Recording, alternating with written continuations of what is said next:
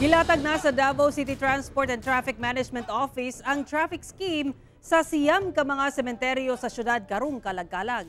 Ani ang report ni Argil Relator. Sa Davao Memorial Park na usa sa mga dakong sementeryo sa syudad, itagana ang outermost lane sa MacArthur Highway alang sa mga sakyanang pasulod sa sementeryo. Nakatakdang sa October 31, ipamutang na sa City TMO ang railings. Sa mga sakyanang pagawas sa moong sementeryo, ginabawal ang left turn. Kinahanglang paingon sa Kimpo Boulevard. Ibalhin sa ang pwesto sa mga manindahay ug bulak sa atbang highway aron nga dili matanggong ang mga sakyanang pasulod sa sementeryo. Ang atong drop-off para sa mga PUJ is dito sa unahan sa Alexian Brothers. O galing daghana ang mga sakyanan, magpatuman na og counterflow ang City TMO gikan sa MacArthur Highway, corner Tulip Drive, hangtod sa corner Kimpo Boulevard. Sa area sa Father Salga Street nga dunay unom ka mga magsilingang sementeryo nga mao ang Wireless, Orchard, Masonic, San Pedro, Forest Lake ug Roman Catholic cemeteries. Magpatuman og one-way vehicular traffic gikan sa Father Salga Street, corner F. Torres Street, hangtod sa Circumferential Road, corner Jade Street.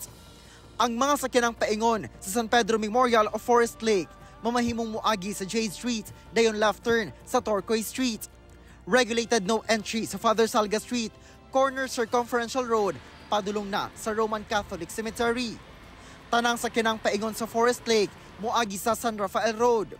Ginabawal sab ang pagpark sa mga sakyanan sa atubangan sa tanang mga sementeryo sa Circumferential Road. Ang tanan nga tricycle is dili gyud nato pasudlon except kung luag pa siya katong naay PWD mga idaran na is pwede nato pasudlon kung dili pa congested ang maong area.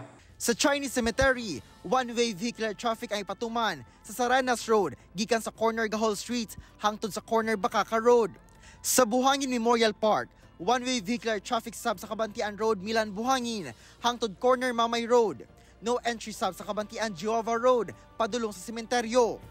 October 30 pa lang, dunay mga personahe sa City TMO nga magmando sa dagan sa trapiko sa mga sementeryo ug ipatuman ang maong traffic scheme sa November 1 ug 2. Kauban si Metro Awing sa kamera. Ako si Argil Relator para sa One Mindanao.